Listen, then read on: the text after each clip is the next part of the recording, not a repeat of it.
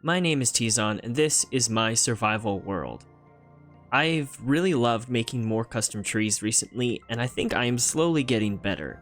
But I have always admired other people who can make enormous trees in Minecraft. Like, how in the world do they do it? So today, I wanted to try my hand at building a massive tree, but to help me out, I'm going to use Axiom to design it. But the problem is, I don't really know how to use Axiom. So I'm going to have to learn how to make a large tree and use Axiom at the same time. Hopefully this goes well and we end up with something beautiful in the end. Let's get into it. So, in case you don't know, Axiom is a mod for Minecraft that is just really a great tool for builders. This is the editor mode, and I used a lot of the tools in here to create the tree. So I started off by using their elevation tool, which just allows you to raise the terrain. I was just trying to get a shape for a base mound to put the tree on top of. Once I was happy with the shape of the mound, I started creating the trunk of the tree using the path tool and I think the spike setting, so it would gradually taper off towards the end of it. And then once I got the shape I liked with the main trunk, I started adding some of the larger branches, and then I started taking out all the tiny branches. This is where the leaves would mainly attach to off of the tree. And overall, with these small branches, I wasn't super pleased with, especially the first branch. I think I made them too horizontal, not much difference in their direction they were facing, and I think I did too many tiny branches on the first branch, but I learned for the other ones.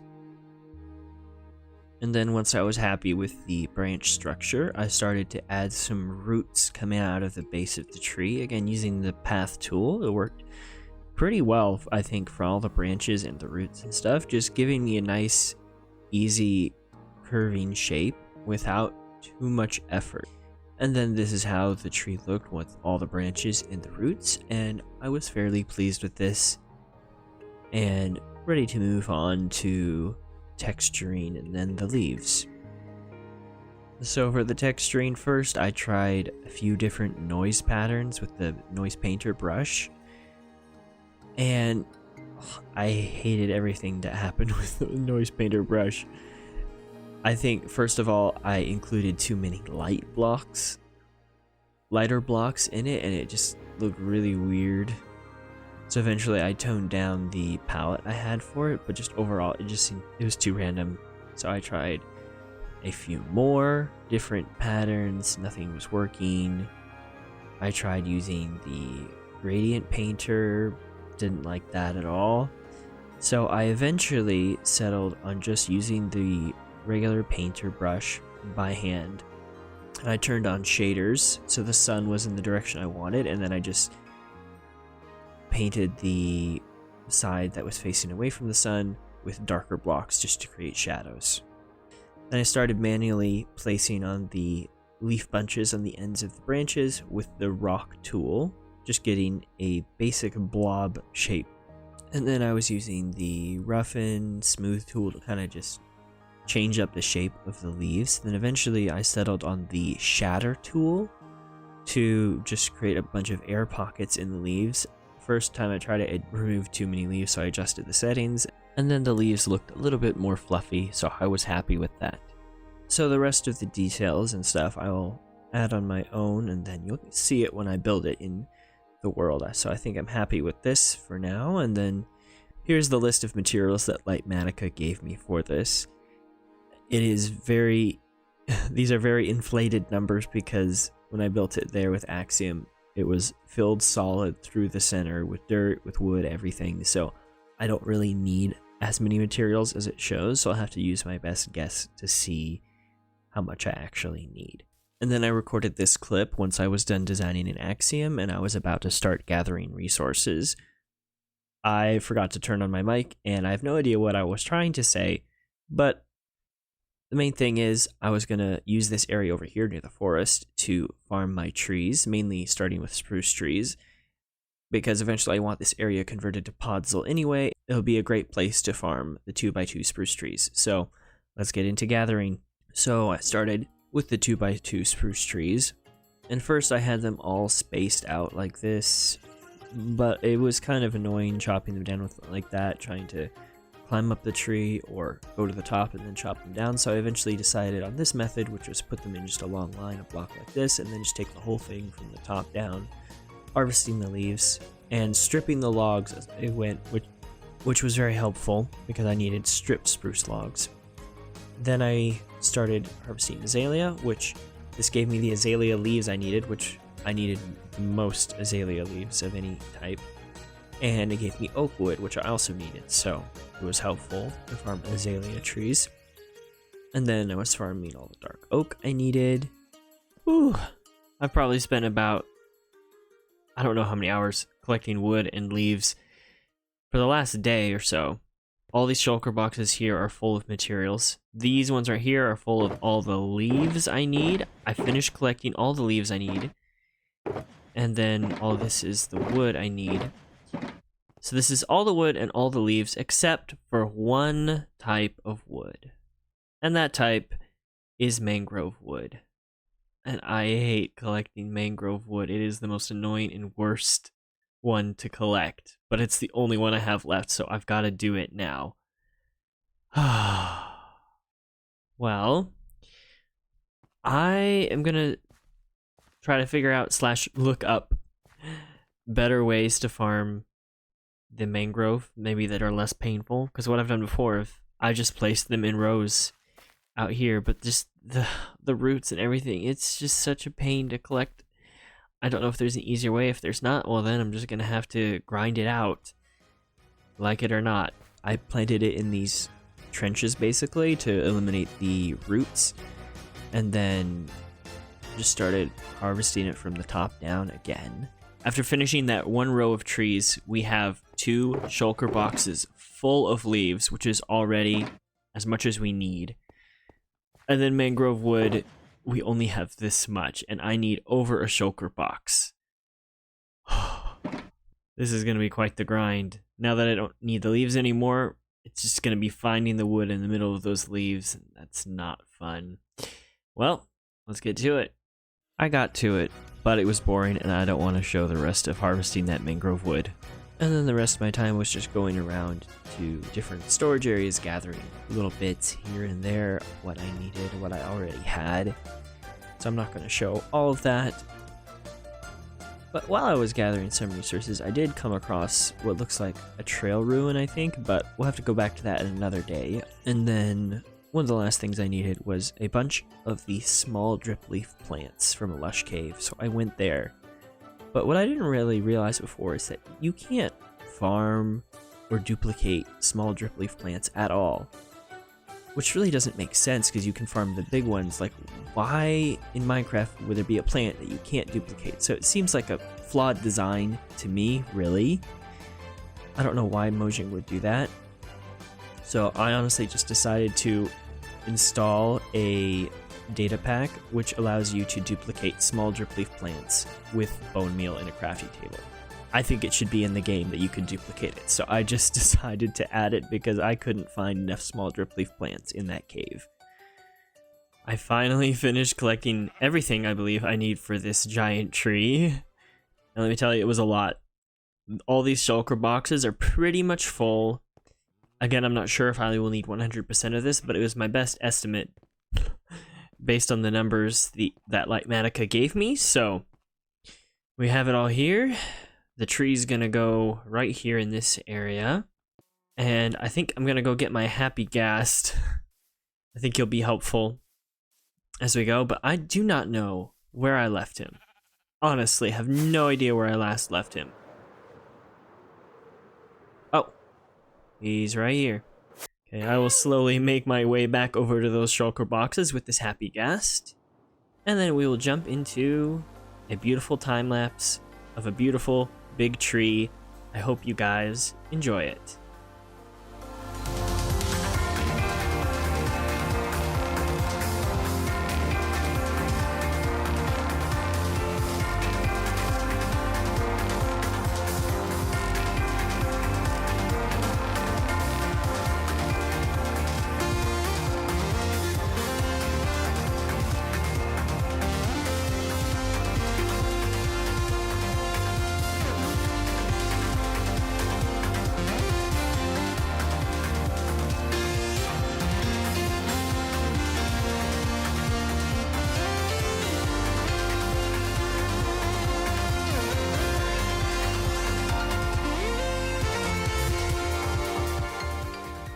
Here it is done. This is... I'm not sure if it's the biggest project I've undertaken. The iron farm was pretty big, the factory, but I think this is somewhat bigger, so this may be the biggest project I've undertaken in this world. And the inspiration behind it was initially the inspiration behind it was from Lord of the Rings, Bilbo's party tree in the back of his house, like the big tree where they had the party under. So I did look up some pictures of that, and that's kind of where I based the main trunk off of, and I looked at some other pictures to kind of get the branch structure. But I'm not going to talk too much about the actual tree because I already walked you through the design, but the stuff that is new will be all the details down here. I didn't show this before. So obviously I added a lot of vegetation, a lot of growth here. You see the texturing in the floor. Oh, it is a total mob from under this, so if you hear anything, that's why. But I quite like the vegetation. I added patches of ferns. I added patches of azalea and small drip leaf. And one of my favorite details, actually, over here is these small little mushrooms growing on the roots. We have the tiny ones with the flower pots. We have the bigger ones with just the full mushroom blocks. And then I only put firefly bushes around where there are these mushrooms, so that these particles kind of look like the mushroom spores. That's my idea. And because it's shaded under the tree, even during the day, we have the firefly particles, which is really nice. I also added a bunch of stones, boulders around in the terrain here. And on this side of the tree, you can see growing up this root, even onto that face of the tree, we have some moss growing on the tree. And then we also, I always like the idea of living inside a big tree. So I added this little door, this going inside the tree. There is no interior yet. I have this chest here because I have the idea of putting a copper golem here, going back and forth to this copper chest, which I'll explain maybe in a little bit. We also have these hanging lights off the tree with the chains. I really like that. Again, showing that this tree is someone's house. It's kind of lived in. I really like that. And then all right. I was going to pop into FreeCam to show you guys some better perspective of the tree, but then it immediately jumped down to like 10 frames per second on my computer just in FreeCam.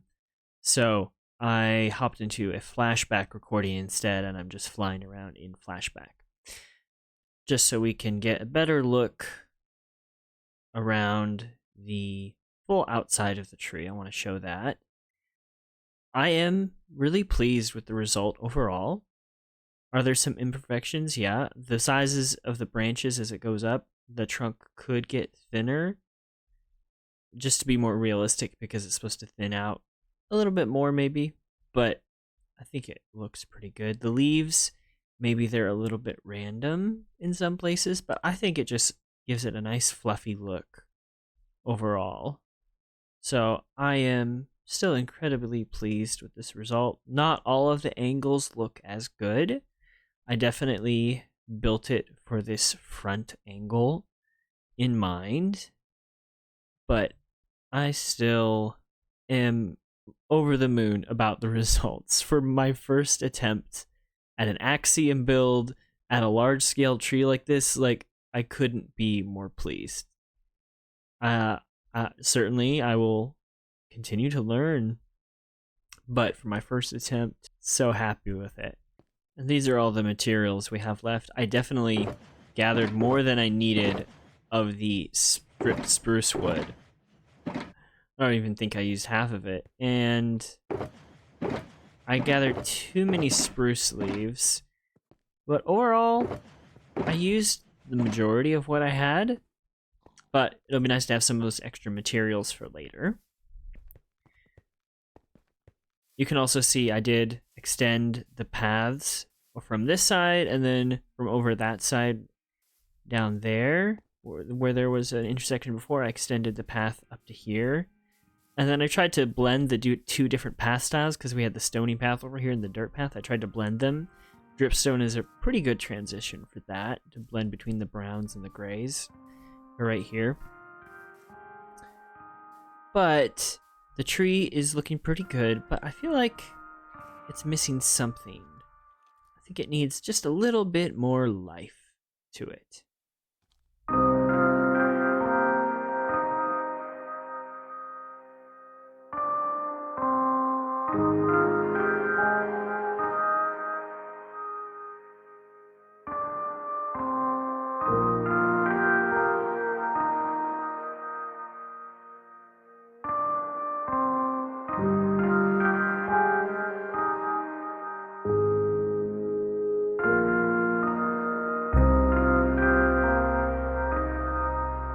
Here we have it, our bees buzzing all around, beehives hanging from the trees. I really like that effect of them flying around up and down the tree. It adds a lot of life to it.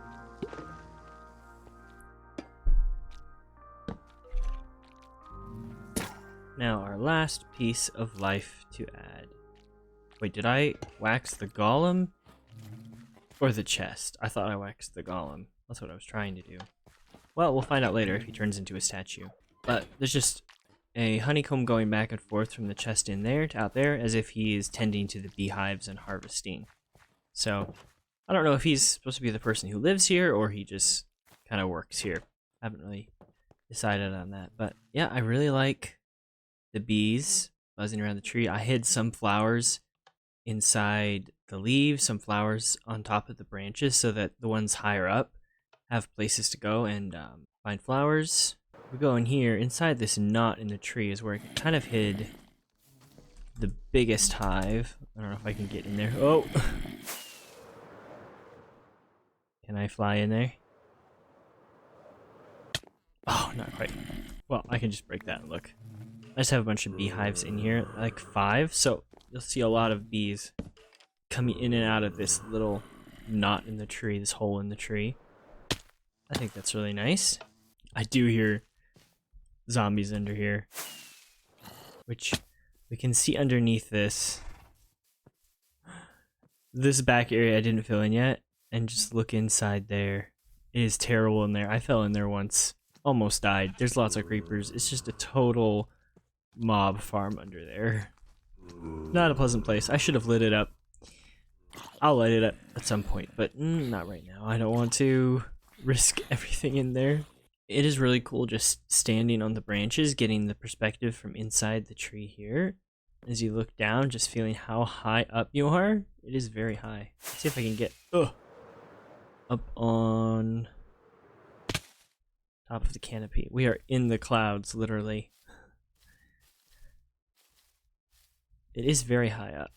I think this tree is over 100 blocks tall. Oh, I fell. It's okay. This tree is over 100 blocks tall, which is crazy. Really crazy. Well, I'm just about out of time to record for today, but here's our comment for the day, which is very short. Shader.